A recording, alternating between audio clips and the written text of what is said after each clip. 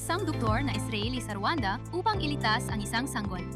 Si Dr. Sagi Asa, pinuno ng Pediatric Cardiology sa Wolfson Medical Center, naglakbay ng mahigit 4,000 kilometro para sa isang emerhensyang operasyon.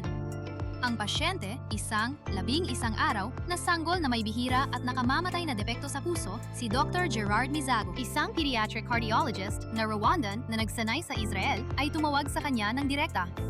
Ang sanggol, na pinangalan ng Angel, ay ipinanganak na may critical na pulmonary stenosis, isang congenital defect na pumipigil sa daloy ng dugo mula sa puso papunta sa mga baga, isang kondisyon na nangangailangan ng agarang gamutan. Pinangunahan ni Dr. Mizago ang operasyon. Tinulungan siya ni Dr. Asa. Magkasama nilang nailigtas ang sanggol. Natapos ni Dr. Mizago ang isang 3 taong fellowship sa Israel sa pamamagitan ng Save a Child's Heart, isang organisasyon na nagsasanay ng mga banyagang doktor upang magamot ang mga pasyente nang nakapantiisa pagbalik nila sa kanilang bansa. Ang pinagsamang operasyong ito ay isang mahalagang tagumpay para sa Pediatric Cardiology Program ng Rwanda.